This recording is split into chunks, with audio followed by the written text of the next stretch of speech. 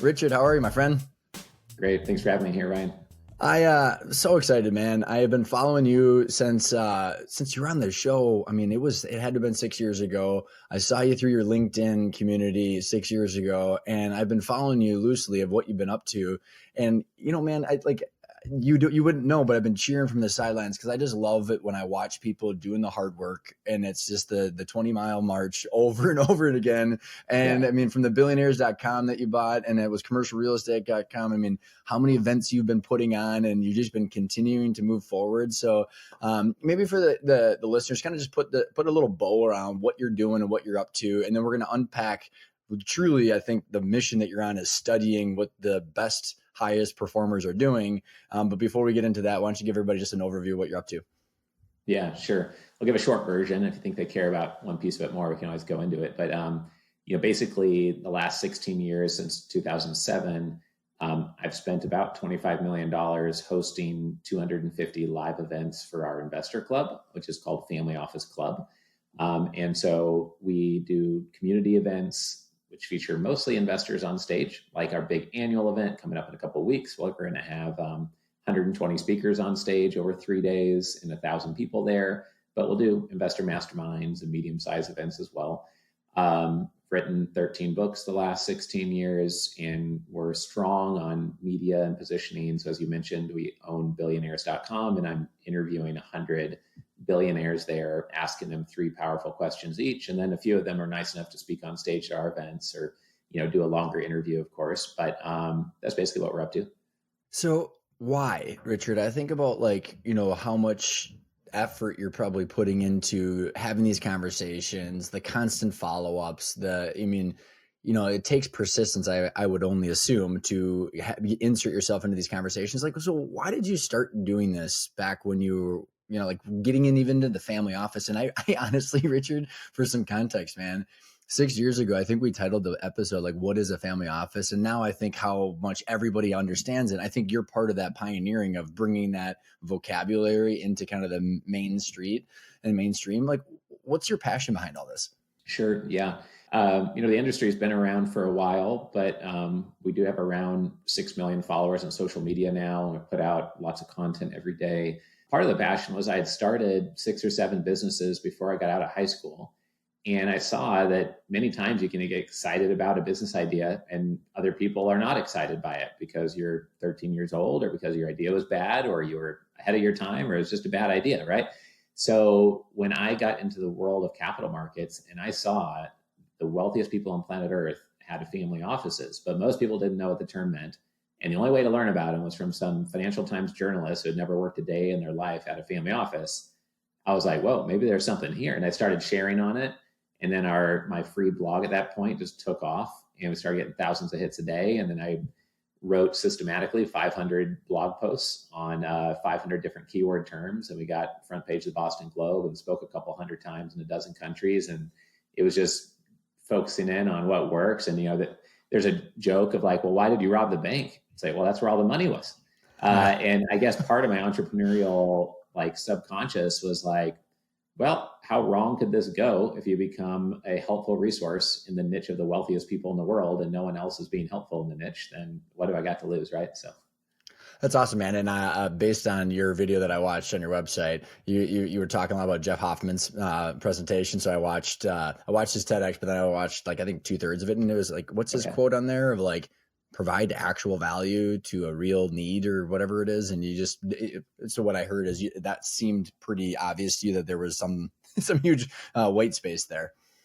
Yeah. So it seems like every time I've had success, I've taken the same approach of really de-risking the situation by taking tons of actions and trying different combinations of approaches. So, whether it was, I followed up for 12 years and sent over 150 emails to buybillionaires.com.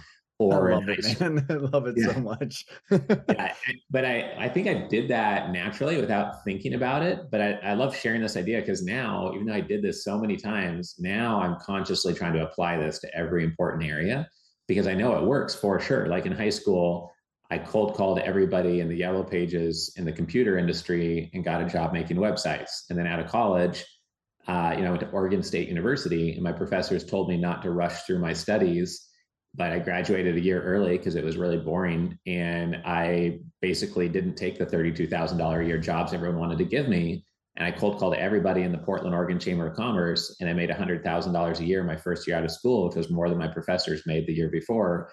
And it was by cold calling people, reaching out. And, I created that good luck. So I think it's a real disservice to tell your kids, like, yeah, we're really lucky. It's really lucky that we can go on this vacation to Hawaii. It's like, no, it's not. It's because I removed all the friction and worked my ass off and kept on learning and pushing and learning and all that. I love it so much. Yeah, I do. And I don't know if you'd recall, but I grew up in the copier business. So like my dad, how he started our family business. And so it was 400 phone calls, 15 appointments, 8 net news. And so like, just like you, I totally get it. Well, what I'm curious, Richard, is because now you're studying billionaires of what that mindset is. And we're going to get into that. But like, how did you, like, what was that feeling inside of you? Were you did you have this nag of like, hey, that advice that people were giving you didn't make any sense? Or did you have mentors like your parents? Or like, how did you realize that you should bet on yourself and what you were doing? Yeah, there's a real turning point on that, like when I was in college. But before that, just as a kid, I just loved sports and I loved playing video games. I loved anything that was a game. And then I grew up around my dad running his own business, and he was raising capital for nonprofits like universities and things like that, hospitals. And then through seeing him run his business, I was reading Inc. magazine and then driving him to meetings and going to the meetings where he pitched donors to donate money. And so just kind of got in my brain early looking up to these people in Inc. magazine and then trying it out myself and starting things. That has kind of got the itch for it. And then made me realize like other people were not doing that, but it worked well. And the more I could do what other people were not doing in a way that was fun, then it just made sense to me. Like from the very beginning, it seemed like doing things like everyone else was like the worst thing you could do. Right. So we're always trying to look at how to do the opposite, how to do something unique or more focused. So I love it. And as we get into, I mean, because there's probably so many insights that you've been gathering, not only like over this billionaire interview with the whole intent of gathering the best kind of, what they're doing, but like even before that, I'm assuming you constantly with the exposure is like, what is the goal? Because you'd said that everything's a game. And here's why I'm asking, Richard, is because I read the book Conscious Capitalism like 5 years ago. I probably read it on the time we met. And I was like, Yeah. oh, it was like this game that resonated with me. But like, and the reason Sure. I'm asking is because on my podcast, after 380 interviews, man, there are people that are billionaires that have been on the show, or Right. someone that's got whatever their pie chart. I always make this joke in my presentations. You can have this beautiful, diversified, colored pie chart on Charles Schwab that's 100 million or a billion. And if Yeah. no one needs you, you're going to end up on my show saying, Ryan, what's it all for? And so like, Right. what is the game and what is the goal of your own game that you have selected into playing, as well as the people that you surround yourself with? Right. Yeah. I think one of my goals is to become more and more ultra wealthy while being ultra healthy. I think a lot of people dismiss their health in order to be successful, and you're really not that successful if your only measuring stick is money and then your health is awful. And a lot of times, I'll go to a doctor's investment club conference where everyone's paying 50,000 a year for membership, and one doctor out of 140 in the room spent 50,000 on their health that year. But if they died, they'd probably get taxed, they'd stop making money. They are the $1 million racehorse they should be putting the best quality fuel into, and they spend more on their Ferrari or their Mercedes AMG oil change than they do on getting biomarkers on their blood from Insider Tracker, and or doing a proactive MRI through Pronovo, once a year for $1,700, make sure they don't have a big lump of cancer growing somewhere. Right. So that's part of the vision. The other part is that I have this theory that if you have the most fun year of your life, you're not putting up with bad employees, bad business partners, unprofitable business models, and you know yourself well enough to know what you enjoy and what you're great at. And so if you focus on having the most fun year of your life, you're a better example to those around you that like, hey, the meaning of life isn't just to work yourself to death. Like, let's go visit 5 countries and let's go skiing in the Swiss Alps and let's go backpacking across the Grand Canyon and do X, Y, and Z. So the combination of those two things is very important. And then the goal with billionaires.com specifically is to read every book ever written by a billionaire, not on them, but just written by them to get their thoughts into my brain. And then share the best ones, like the top 30, top 50 with my audience, and then to interview 100 billionaires and have 300 insights from those 100 billionaires. Again, selfishly, I'd do it for myself, and I just share it publicly on billionaires.com, for free if people want to kind of read what the interviews are saying. Yeah, and highly recommend it. It's and I loved how you worded it in the video on your website, where it's like, why would you read someone else's book? I mean, we can, with the caveat of there's a lot of good books out there, but people, why wouldn't you just go to the horse's mouth of like the people that actually have done it versus other people that are good at marketing their book potentially? Oh And yeah. When you, what is the how did you pick the 3 questions, by the way? Let's just start there. It's the same way that I script all the discussion panels at my conferences. I really just thought, what am I most curious about that would help me and other entrepreneurs the most? And I was inspired a bit by I think Tim Ferriss has a book called Tools of Titans, and he has some very consistent questions to these people. And I realized, okay, well, if I do it consistently, it'll make it a bit more interesting. It also makes it a bit more simple. And then with billionaires, they're very private and very busy. Most of them are very confidential about things. So we do it via email, or like Tony Robbins and 3 or 4 other billionaires replied via audio message now. But just via email, it takes them 3 to 5 minutes. And it's like sitting down for a quick cup of coffee with Mark Cuban, and you get to ask him just 3 questions. Then this is what we asked him. And on the book point you made before, the amazing thing is I'll have a room of 700 people, and they'll say, who's read 200 books in their life? And like lots of people raise their hand. And then I'll say, who's read more than 20 books from a billionaire? And usually one hand goes up maybe.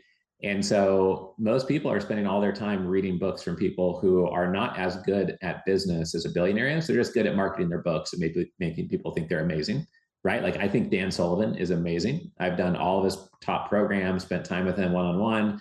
And those 3 books with Ben Hardy are great recently. Yeah. Love Dan Sullivan. So it's no knock on him. But if you haven't read books from all the billionaires, then, should you read 10X is better than 2X? I mean, it's a really good book, but there's also ideas from billionaires out there for $8, right? So it's interesting to think about, right? Yeah. And it is interesting to think about. And just trying to unpack who are you going after, like with the 100, and like, what is your selection process for these types of people? Sure. Well, if somebody is globally known for something ridiculously horrible, like war crimes or something, then we're not going to interview them.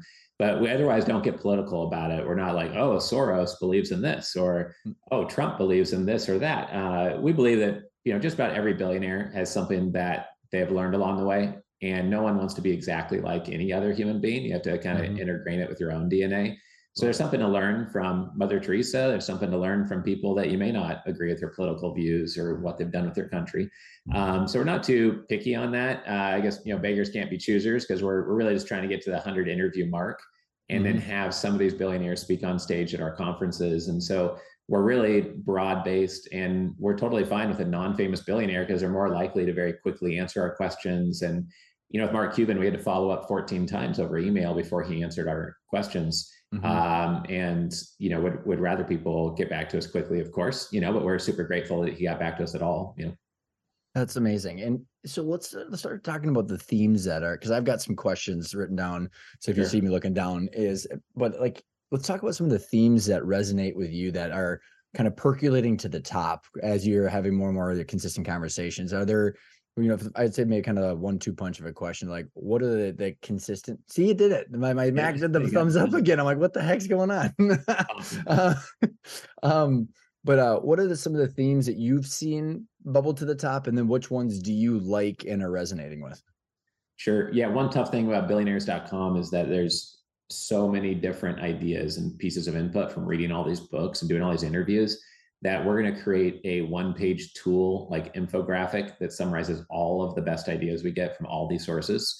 The other thing that's tough is that some of the most common pieces of advice that billionaires give, they really pound it in your head because so many different billionaires say it. But when I say it on a podcast, it might not shatter anyone's brain, because it's not like, oh yeah, I've heard that before. Oh yeah, I already know that. But it's kind of like realizing that so many billionaires do this or say it makes you realize, maybe I need to apply this to 20 parts of my life, right? So a couple of those are to work hard and smart. It doesn't matter how smart you are.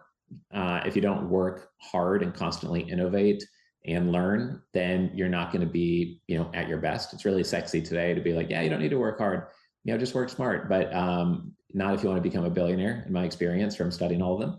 The other thing is that almost all of them talk about an insatiable desire to learn, stay very curious, and go very deep. And they're constantly exploring, learning, innovating.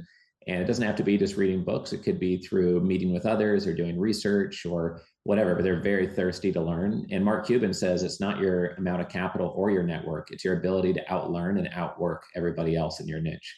Can I make a comment if you can keep your train of thought? But I had to mention this because I'd read quite a few of the books that were on your book list, which I was like, oh, nice. And it was not on purpose. I just like, those are ones that I come across. But Mark Cuban's book, and dude, this resonated so much with me, Richard, of like, business is a 24/7 sport. Right. And you mentioned it in your video, and he mentions it in his book. And there was one takeaway that I had in it, because I read the book like 5, 6, 7 years ago or whatever it was. And he was like, when he realized that people were like, he would just like read everything, all the manuals before showing up, and he realized that no one else did. And I was just like, no shit, huh? And like, literally, I took that page out of his book, and it works, man. Like, it's like, if you just read, and like, it's all free too. It's just very fascinating. Oh yeah, I tell my kids that all the time. I was like, if you have a strong, consistent work ethic combined with focus, like you will run circles around other people. Nobody wants to work hard. Everyone wants the easy way. They just want to kind of clock in and kind of coast. And so one thing that billionaires often do is focus on how to have an oligopoly or a monopoly. Sam Zell talks about that. Warren Buffett talks about that. If you're in a really crowded space, it becomes more painful. And these ideas are all connected, right? So if you are working hard and working smart, and you're focused, and you're very curious, and you're always learning, and you're looking for monopoly niches, or your goal is to monopolize the niche, then those things are all very connected to creating extreme amounts of value, right? Mm-hmm. And so if you want to be Michael Jordan and try to play pro baseball and pro basketball, no matter how talented you are, chances are you're not going to be as good at one of those sports. So part of it is knowing yourself and figuring out where can you dig really, really deep, and where do you need to say no and focus your energy so that you can be number one in that sport, You kind of tied a lot together there. So you were on a roll. I didn't know if there was other specific learnings you wanted to highlight, because I'm happy to dive into some of these too. Yeah. I mean, the last one that I wrote down just to make sure to share was just that it just struck me that talking to a lot of these groups, they're used to a certain level of excellence around them. And Steve Schwarzman talks about this a lot in his book.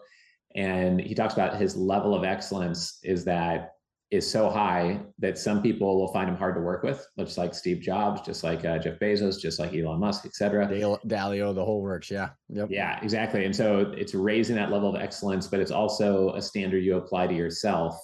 And it's stacking knowing yourself and doing excellent work on top of excellent business models, excellent JV partners, excellent team members. All of that stacked creates exponential growth.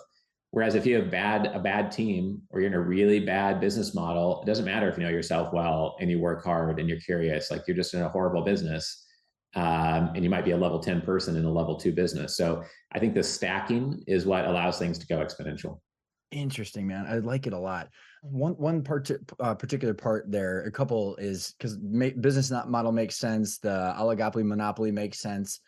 Focus, saying no to a lot of stuff. I'm sure there's a whole thing on time management, which I think a lot of people realize that time is finite. But one thing in particular that you had mentioned in your videos is the people, and surrounding yourself by people. And you had mentioned in your takeaway that like almost everything comes down to a leadership problem. So like, this is a multifaceted question that I'm personally very fascinated with, is like how they're getting themselves surrounded by people that are excellent, that they can trust, that are on the same page as them, that don't envy them, that, it's so multifaceted and like, it just, so there's that question. Sorry, maybe let's take that first, because I got a follow up to it. Yeah. I mean, one shortcut is to figure out in the industry where you want to source deals and make acquisitions, what membership groups and platforms are there that cost, at least 7,000, 10,000, ideally more like 12,000 to 20,000 or 50,000 a year. and then you'll get serious players in there and maybe serious deal flow in the space. Like we have a division in the operating business niche. We exclusively invest into medical and dental practices. So it's called Medical Clinic Capital. And, we invest into dermatology, med spas, dentists, et cetera. And so to get good deal flow in that space, we go to peer groups and membership groups and speak at those events where it's 30 to 50K to be a member. So that's one shortcut. Tony Robbins, in his interview with us, said that he made $400 million in one transaction just from the power of proximity, just by being around the right people is how it happened. And then it's crazy how many times people have said, oh, well, you own billionaires.com and you're interviewing 100 billionaires, you're going to become a billionaire, and they say it like serious. It's not just my friend joking. And it's interesting that our brains connect that, right? Like, oh, you're hanging out with like 50 pro athletes and you're a high school player that's on your way up, like you're going to become a pro athlete. Like, just people see that connection intuitively, you can feel that. So it's super important. Yep. Love it. So here's the follow-up question that I have is I'm curious in your own perspective and your own experience and what you've gathered from the people you've interviewed, because this is a personal struggle of mine, Richard, is like, because I'm out there speaking a lot, probably similar to you, where like the sheer quantity of new people I meet each week and month is potentially paralyzing if I were to actually think about it for more than a couple minutes. And and it's like the whole, are you familiar with the Dunbar's law, the 150 people and the different hierarchy of that. And I've literally been thinking about that in my time allocation and the types of people. And here's my personal struggle. And the question is, I really, really love my family and friends that I've grown up with. Sure. And like how to evolve and grow the people around you without being an asshole because you're trying to become wealthy, or you know what I mean? Like it's this balance of like, how much should we cherish loyalty and friendship and our people around us who know us for everything versus we have this mission that's hopefully not just money for money's sake, like the impact, like you're talking about. So let's assume it's an altruistic impact or wealth creation. How have you personally dealt with it, or people that you've interviewed dealt with that? Yeah, well, Dan Kennedy is famous for saying that if you're not pissing somebody else off by breakfast every day, you're probably not doing anything. It doesn't matter who you are. It could be Mother Teresa, and then somebody who is a different religion doesn't like Mother Teresa, right? Like, she's doing too much, right? So, so that's one thing, is just not to worry about it. The other thing, though, is that I've selected, 5 to 7 friends that I purposely choose to spend extra time with to make sure I don't lose those friendships. And so I've been very conscious about that. And I purposely left some friends behind that brought with them, constant drinking or just negativity or things that just like I just didn't have room for anymore. And then I also started doing something because my wife surprised me with a backpacking trip to the Grand Canyon, and I'd grown up in the Boy Scouts. And it was the best gift I think that maybe anyone's given me, because we got all of our high school, grade school friends together and college friends and went backpacking. And then during that, we're like, why haven't we been doing this the last like 12, 15 years since college? And so now every year we do a May and an August backpacking trip.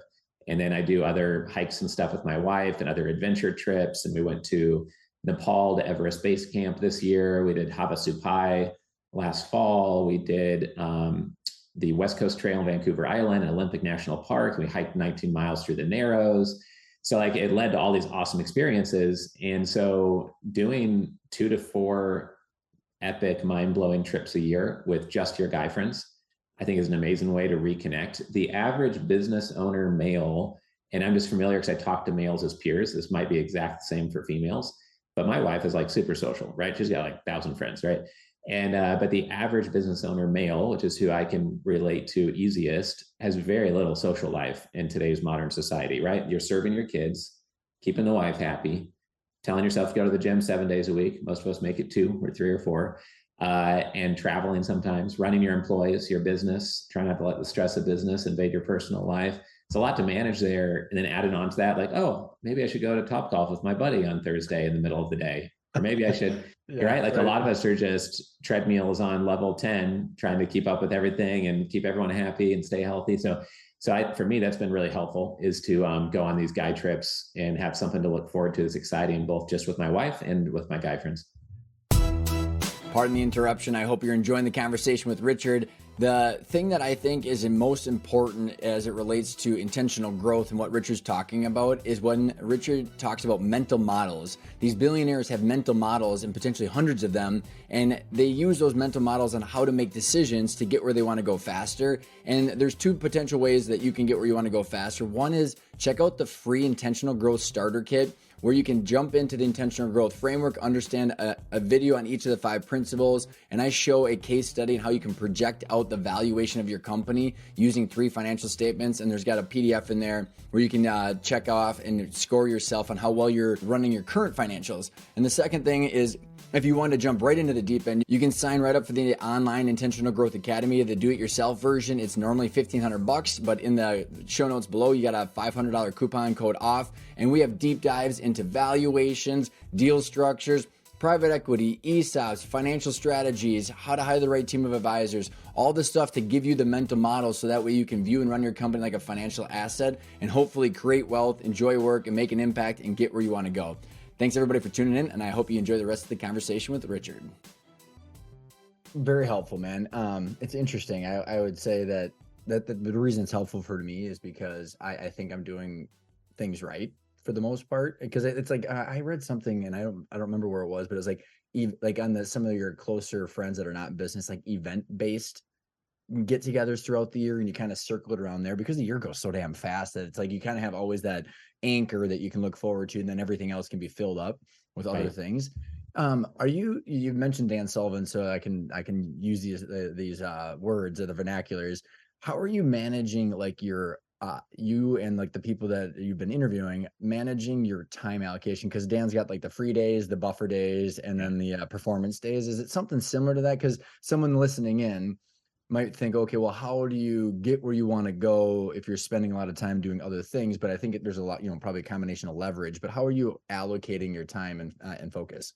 Yeah. So I try to have my Monday, Wednesday, Fridays be like my strategic days, like my power days, and then my buffer days be Tuesday, Thursday. So if it's a normal looking week, Tuesday, Thursday is where all my Zoom calls are, all my meetings, bunch of stuff like that. It fills up the calendar. And then Monday, Wednesday, Friday, I've got more clean thinking time to do strategic work.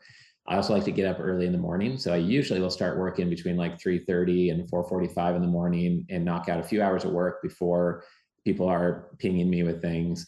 But the biggest time advantage I have is that I have people always send over an agenda before I get on the phone. And then they'll list out 6 different things, and I'll take care of 5 of them over email and say, okay, well, let's just talk about point number 3. And then the phone call takes 8 to 10 minutes instead of 30 minutes or an hour. All calls by default, I have them scheduled for 15 minutes is typically the default amount for a phone call instead of 30 minutes or an hour. And if someone sets it for an hour, I'll ask if we can do it in 15 minutes. Many times when people send over the agenda of what they want to talk about, we don't need to meet at all because they need to talk to my team member, not me, or we don't invest in startup dry cleaners in Zimbabwe or wherever the deal is that they're trying to pitch. And then the final thing that I feel like almost nobody does, because some of that stuff is common sense, although some people will really resist it and say, no, I can only tell you my idea over the phone, then it's just a pass for us. Because if you can't say it in a simple way over email, then you really don't know what you're doing. So it's a good litmus test for like, is this thing real or serious? But the ultimate tool we use is audio messages. So we send hundreds of audio messages a week to joint venture partners, team members, investors, friends, my brother, attorneys. And with an audio message, it sounds very simple, like, oh, why don't you just get on the phone? It's like, well, you might be driving to the gym. You might be just in between meetings and you have 2 minutes to read it and reply back. With an audio message, I don't have to think on my feet and say something really smart in 30 seconds. I can listen to it, do a 10-minute drive to a coffee meeting, and then send a very thoughtful message back that's well articulated, and then review what someone said a couple of times and not forget what they said. And it's asynchronous. So it doesn't matter what time zone I'm in. By the time my competition schedules a Zoom call, I've already solved the issue on audio message with way less hassle. And it allows me to move so much faster doing like just constant audio messages.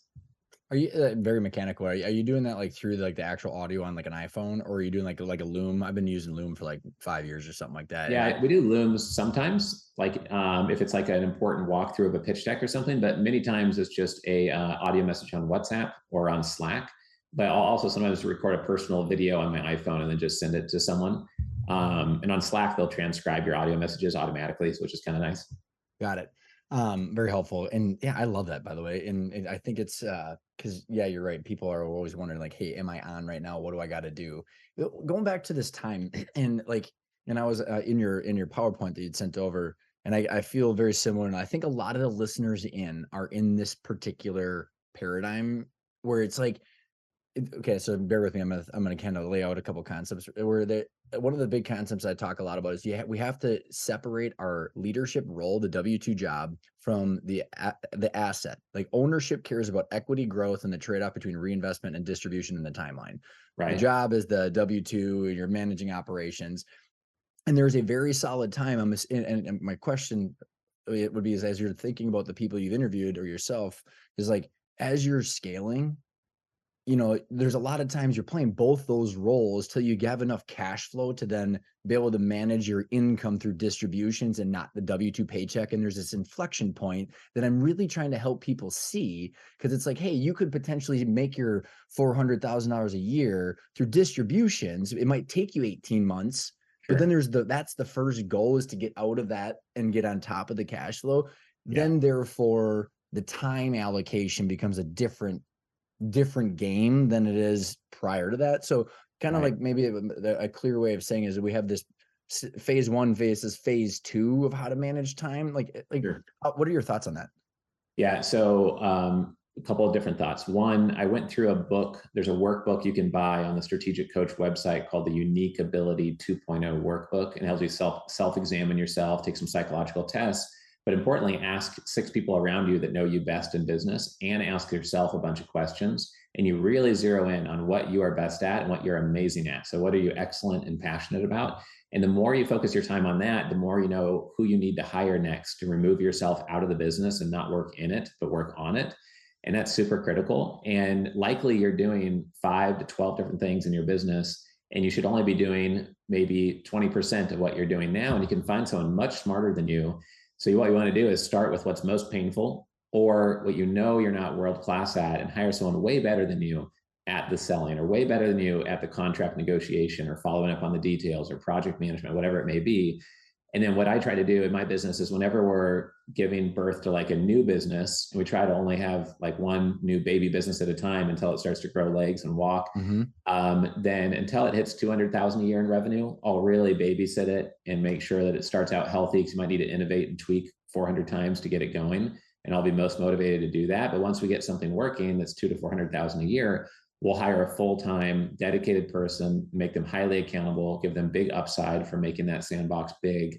And then that will remove me from the business. And being able to run all of our conferences and me only spend like a couple hours a month on that business allows me to elevate and really focus on, we've helped create over 200 family offices for clients. We're growing Medical Clinic Capital is our division, investing in the medical practices. We're interviewing billionaires on billionaires.com. And if I was stuck in my business, none of that would be happening.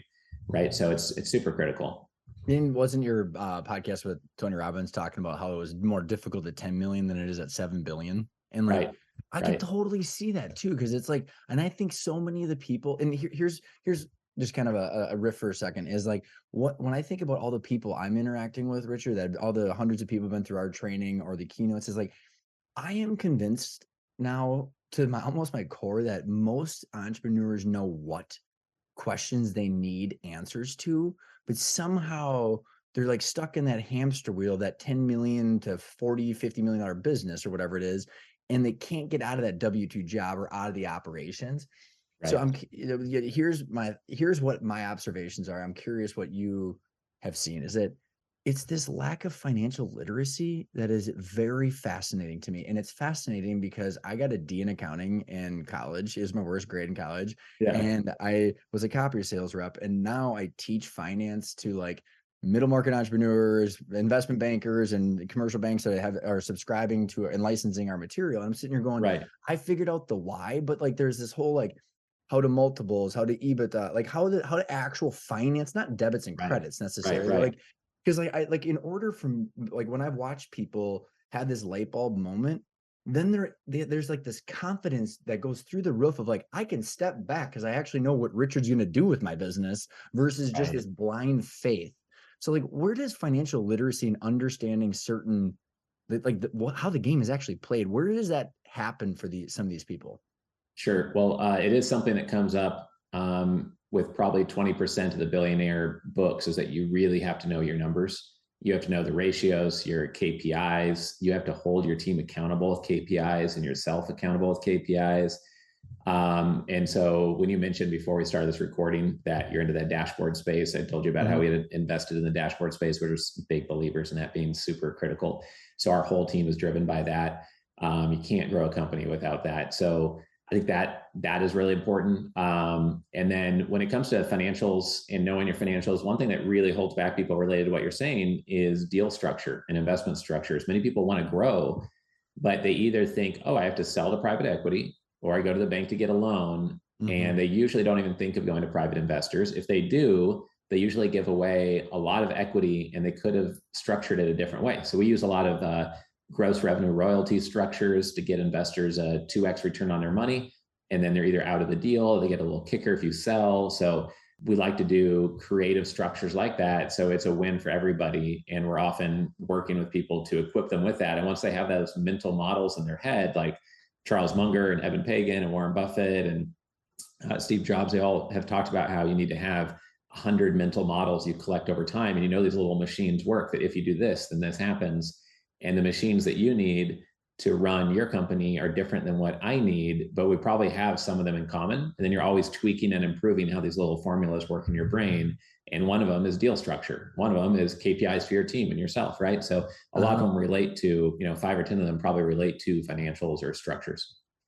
So awesome how you put that, because the way I like to describe it to my audience is like, if you're just focused on revenue, here's my shtick is like, it's like focus on revenue, optimize for gross profit, and then hopefully there will be more cash in the checking account. I'm like, that's just so blind. We're like, that's what I call playing checkers. And if we're sitting down with private equity, we're talking about rolled equity, phantom stock, or, SARS, or you got like the escrow to just, there's thousands of deal structures out there. And that's 4-dimensional chess with 5 boards at the same time. And they don't even and this is where I find it very fascinating, is that these topics expand people's minds like the matrix of the zeros and ones, because it's like, I truly believe that a lot of the people that tune in or that our audience know their industry and their niche so well, but they don't know these things. And it's like, this is just the missing part, because it's just about incentive alignment. And so many people have ended up on the show with so much resentment because they didn't understand the deal structure, but they understood the ops and the industry. And then they don't know that there's asynchronous or asymmetry in information. Oh yeah, for sure. And it's so funny you brought up that example, because that's how I think about it. It's like, when Keanu Reeves, Neo plugs into the machine and he's like, I know Kung Fu. It's kind of like you're basically saying, I want to get all these billionaire mental models and put them in my brain.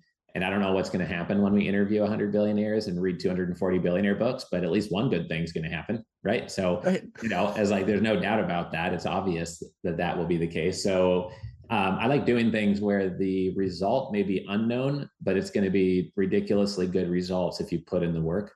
And then that makes it so you're willing to do a decade of work focused on one single niche because it's worth it, Kind of reminds me of Nassim Taleb's Anti-Fragile. Like, it's the highest amount of exposure with the least amount of downside, but the hugest amount of upside. And like, kind of goes back to the Cuban thing. It's like, it's just knowledge and context, right? You don't have to you don't have to place all these bets just yet, but you have all the mental models so you can place the best bet at the right time with the right amount of chips. Yeah, Ray Dalio, I know you're a huge fan of Ray Dalio. And one of my favorite statements by him is that whenever you face a fork in the road and you don't know whether to have the cake or the apple pie, then you try to get the best of both and try to maximize doing both options. And how do you limit your downside while still taking advantage of the opportunity and putting a hedge in place or something, right? And so I use that a lot when talking to other people, because they're like, oh no, well, do we want to do this or this? I'm like, well, let's figure out how to do both and we'll structure it this way. So sounds like a false choice. Yeah. Speaking probably from true billionaires of like, let's reinvent the game instead of, it's like when I was watching Elon and on Lex Friedman, he was talking about he's fighting hatred or whatever in the game. And he's like trying to figure out how the game works, not actually how to play within the rules. I want to go back to, it's the people question of it's a leadership issue. Like, another personal, this is highly personal to me, is like, how do you it's the trust of people? Because like, and here's from my perspective, Richard, like I trust first, Right. which I refuse to give up that approach because I Sure. just think it's the way better way of living because that's my choice. But it comes at high costs if you Sure. trust the wrong people or you bring people into the inner circle. And Right. I'm just Ryan Tansom. I'm not one of these people you're talking about. So how are these people vetting out the people? Like, because if they've got their circle, but if it's ebbing and flowing as they're meeting people, what is like, what's the process for allowing people into the inner circle? A lot of them work off of referrals or trust. So we're really focused on getting a few more A-list billionaire interviews done because it helps that we have Mark Cuban and Tony Robbins and Jeff Hoffman. But we're talking to someone that's connected to Taylor Swift and trying to get her to answer our questions. And if we could get another A-lister or two, it'd make people feel that much more comfortable. There's also social proof and just massive numbers. If we had 50 interviews done instead of 27 of the 100, that would help, because a lot of it's based on like, what is the downside here? What's the ask? And if you can help them in some small way first, then it removes that friction. So these people get bombarded constantly and they have to ignore pretty much everybody statistically. And so the only things that get through is something that helps one of their portfolio companies or helps their daughter, or it's helping them first. And so people don't owe you a reply to their emails or phone calls, et cetera. But if you reach out to someone and say, hey, I have a structure that I could show you. And so every time you open a new gas station or ice cream shop, you're not diluted at all with your equity offering as you raise capital, then it's in their best interest to reply. Or like, hey, I have a client for you, or I have another billionaire who would like to connect with you because he's looking to place capital into cannabis, and that's where you made your $1 billion. Could he put some capital to work with you? And then it's like in their best interest to reply. So that we're trying to get better and better at answering that exact question. And like one of our tricks is like, hey, can we buy 500 copies of your book, Mr. Billionaire or Mrs. Billionaire? Would love to give it out at our conference. And it'd be great if you could just answer these 3 questions as well. And that way we're dispersing their book and it's more in their benefit rather than just putting their quotes on our website. But we're trying to get better and better understanding how to navigate this world because they're so private, so hard to get a hold of, Mm-hmm. Very helpful. How much of this, I'm going to give like the Peter Attia. Have you read his Outlived book? No, but like Outlive. 10 people told me I have to, but I'm trying not to Hey, get books, but billionaire books. focus, my friend. Mad respect for that. So I'll give you why I brought it up is and it kind of has to do with Ray Dalio too, because again, I've watched so much of Ray now. I could literally probably do it as on par with him. But like, my point is like, after all of this consumption of knowledge, I then go back. I said to everybody, like, because his Outlive book is right back there, and like, here's a 500-page book Yeah. that proves without the shadow of a doubt that you need to do the common sense shit. Yeah. like it's wake up, do something important, like, go for a run, then do some good exercise, and then eat well and get 8 hours of sleep. And here's Right. the proof behind it. And like, I think about Ray, he's like, just, spend less than you make, Right. diversify. And like, how much of this it like boils down to there is no quick hit for the ultimate outsized returns in life, relationships, health. And I with the caveat of like, your PowerPoint is average equals death, but like, is doing the common sense actually what is actually on average, or what am I trying to say? I Does mean, that like make sense? common sense is so far from average. I don't know more than 2 or 3 human beings that sleep 8 hours a day, eat healthy foods, and exercise every day. Most people don't sleep enough. Most people only exercise 2 days a week or 3 days a week, even if they seem like they're in shape. So it's not common at all. But the other thing is that Tony Robbins says if you've been collecting strategies your whole life, like most of these books in back of you, they're giving you strategies. You go into an MBA program or an executive education, they're giving you strategies. But Tony Robbins says that is just marginal improvement after a while. After 239 books, is the 240th book going to change my brain with more strategies? Maybe not. So Tony says it's the state of your mind that's going to really move the needle at this point. So managing your peak state of mind. And if you go on Facebook or YouTube and you type in David Goggins, and you watch one of his videos and have him start yelling at you to get off your butt and start working hard and maybe face the harsh truths of your life, you can see that David Goggins is in a pretty high energy state of mind, at least when he does his videos, and for a lot of his life. And he's very goal oriented and very high action. And what Tony is saying is that instead of reading the 240th book, maybe do some real work on how you get into an ideal peak state of mind, correct yourself when you go off the rails and something gets you off your ideal state of mind. And really, if you watch Drive to Survive, the F1 show on Netflix, I just went to the F1 Vegas race 2 days ago with my wife and saw it in person. And if you watch Breakpoint on Netflix or Quarterback, so much of it is a mental game, right? You start losing a few races, you crash your car 3 times, doesn't matter if your last name's Schumacher, you start losing confidence in yourself and you start being timid and you're at the back of the pack, right? You start losing in tennis and, you lose 7 points in a row, and it's just like you see it in all the sports. The mental game is massive. When you get to the top, a lot of it becomes your mental game versus the other people who have also collected all these mental models. So I think it's just super critical. That's so awesome. And because I think it's fascinating for me as I've watched a couple comments is that I get this weird comment from a lot of people, man, you got a lot of energy. And I've been in sales long enough, Richard, where like either that means holy shit, I'm too much for people, which I understand. And I've got no issue with that. But all joking aside, I've realized is that having that much energy that's consistent is actually unique. Right.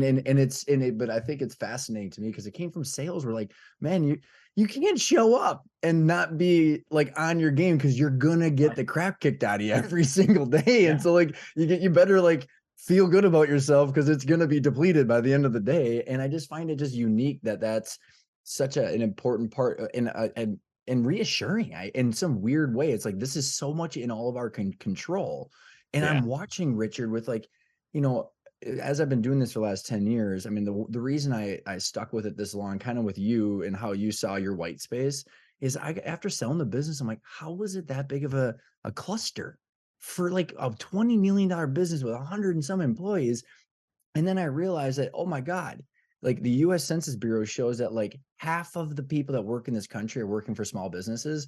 And the average age was when I started 55. Now it's 65. You would probably constantly are hearing the $10 trillion baby boomer wealth tsunami. And I'm sitting here going, these people, a lot of them have jobs that have like a bunch of assistants, call it 50 assistants, it might be, but like I'm watching the energy drop of these people because all of a sudden they're empty nesters. There's these life milestones that change their perspective of like, what is the goal and what's keeping me going? And it's just kind of goes back to like these billionaires have a different goal. It's not just get my kids through college or something to keep that whole equation healthy. Oh yeah. Yeah, for sure. They love the game of it. And I think that they try to put massive action onto their very focused area.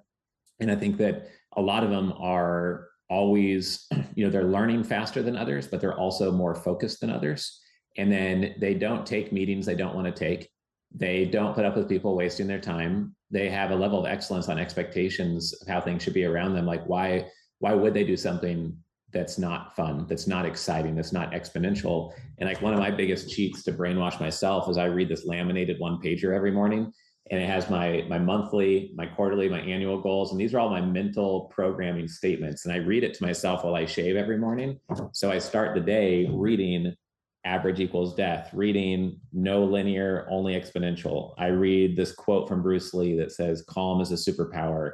And I read like 50 different statements that are my mental programming, almost like mental models on how my brain should operate for the day. And then that way, when I go out into the world, things that align with that, okay, then I go with that. Things that don't, right? And then it just helps keep me on my guardrails every day. It's amazing, and I know we're getting short on time here. We got to get to the turkey race. It's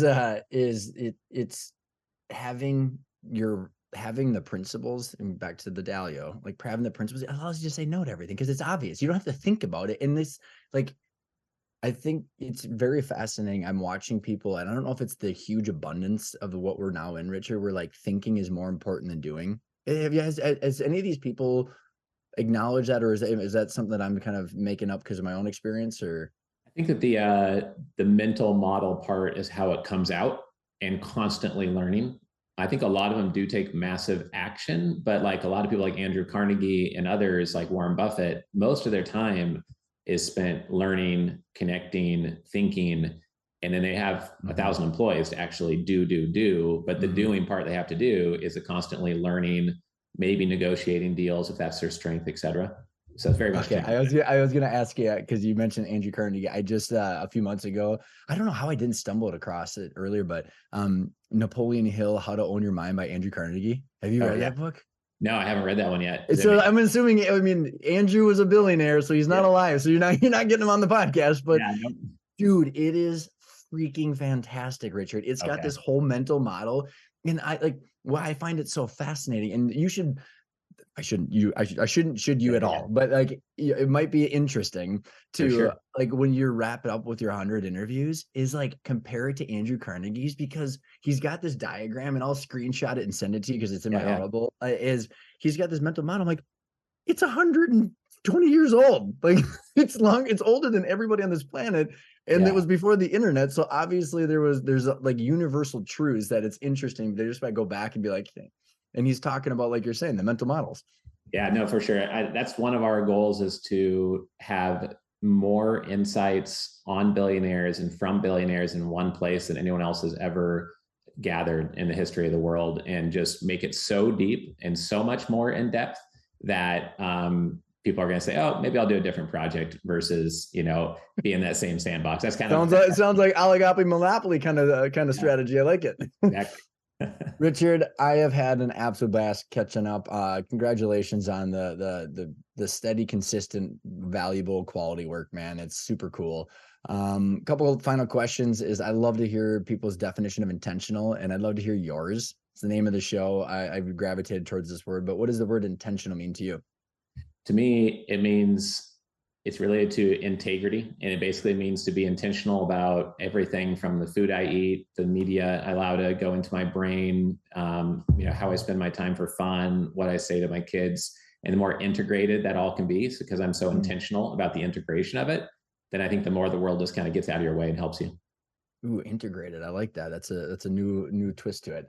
Like billionaires.com, we know, but like where should people find you? Got the books, you got the show. What's the best place to find all the places that you're at?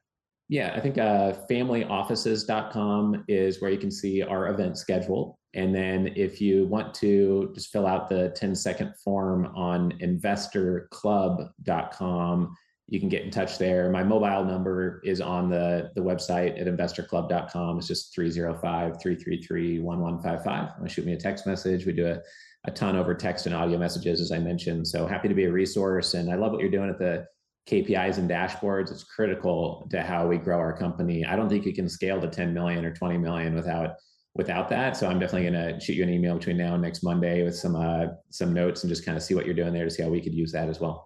Yeah, I'm excited. And just word of caution for the listeners is if you better understand that to send Richard some value if you're going to be sending a text or something like that, because I'm assuming you're going to get a lot. But Richard, this has been an absolute blast. I learned a lot, and I'm sure the listeners did too. So I appreciate your time. Great. Thanks, Ryan. Appreciate it.